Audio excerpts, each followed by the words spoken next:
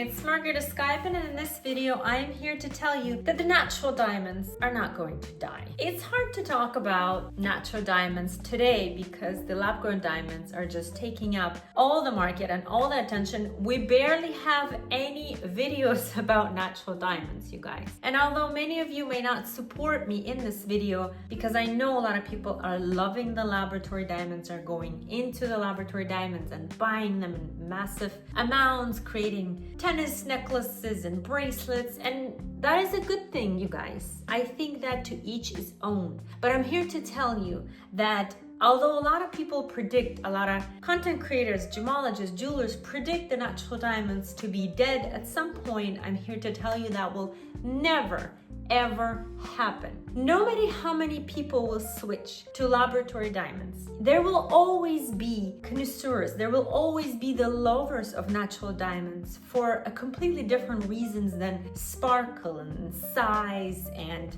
affordability, because natural diamonds are somewhat of a commodity that you can't just not have existed in this world. You have to understand that, yes, of course, I'm not talking about all the bad things that go into the natural diamonds, like, working conditions of some of the individuals that have to dig up these diamonds. I'm talking about something different. The history of natural diamonds will always be there and always continue to be there. For centuries, people have bought natural diamonds. They are a statement. They are a luxury commodity that one will own. They come with, the idea of having things in a different buckets, right? You have real estate, you have natural diamonds, you have land, you have things that you own. The natural diamonds will always be there. People that love natural diamonds will never cease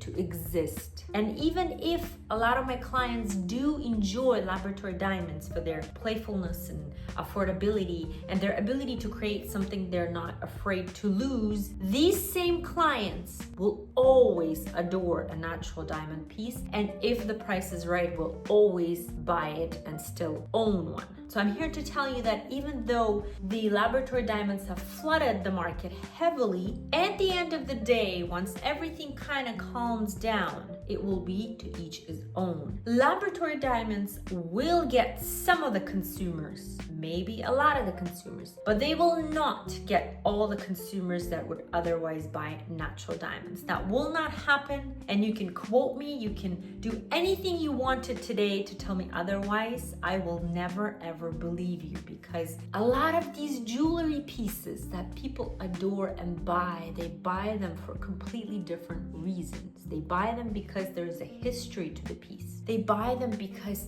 some things are of value. We're not talking about value such as monetary value that you're scared to lose. Yes, that is true that natural diamonds, just like laboratory diamonds, will lose value, okay? Once you bought them, they will both lose value, both natural and laboratory grown. The idea is how much value they will lose. That's a different story. The laboratory diamonds are just not valuable at all. So once you bought them, hopefully you bought them for reasons of sentimentality, loving that sparkle on your finger, and not an investment or things that you are planning to resell in the future, because that will not happen. With natural diamonds, you will also lose, because by the time it got to you, it went through so many hands and so many margins that I can tell you right now, even if you had the most amazing deal, you will still end up losing. This is the truth of today. That's not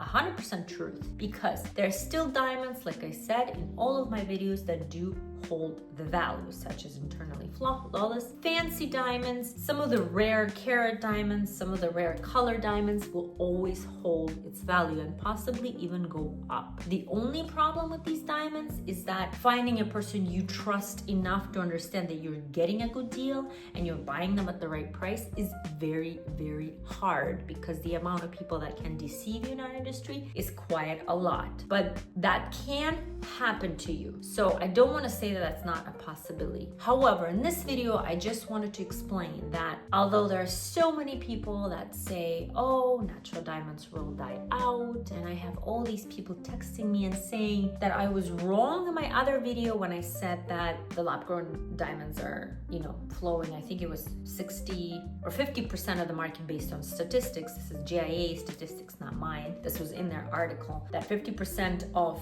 diamonds in United States were bought in lab-grown diamonds as opposed to natural diamonds. That was the statistics that I did brought as an example, and some people have said that that is not entirely true because there are people that have otherwise would not buy diamonds at all went and bought lab-grown, so the number is much higher than 50%.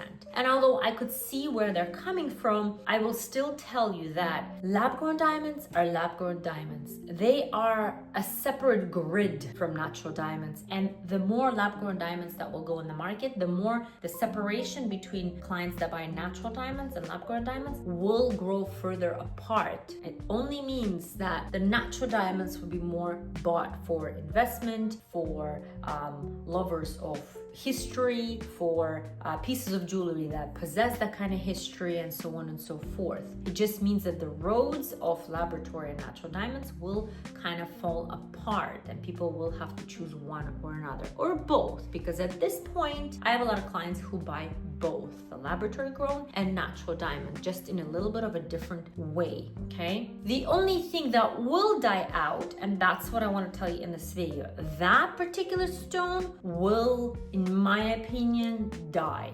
completely, and that is a moissanite. I envision that moissanite will completely cease to exist in jewelry items because there is no need. For years we used moissanite as a replacement for a diamond for those that wanted to get playful, get a placebo, get a traveler ring, or have that funky jewelry that had tons of carats and they didn't want to afford, let's say, a huge necklace on their neck made up of 30-40 carats. So we went with moissanites to have those necklaces done in order to wear them twice, 3 times a year. Now that we have the laboratory grown, I find my clients opting out from moissanite and of course going for laboratory diamonds because they are just like diamonds and the glow is just like diamonds. And there's no need for moissanite anymore. What is the point? So in my opinion, the one stone that will die out and the one supplier or manufacturers of moissanites that will really be hurt by laboratory diamonds is only moissanite. I think that moissanites are going to die, but not the natural diamonds. Never the natural diamonds. It's Margarita Skype, and I hope you learned something new.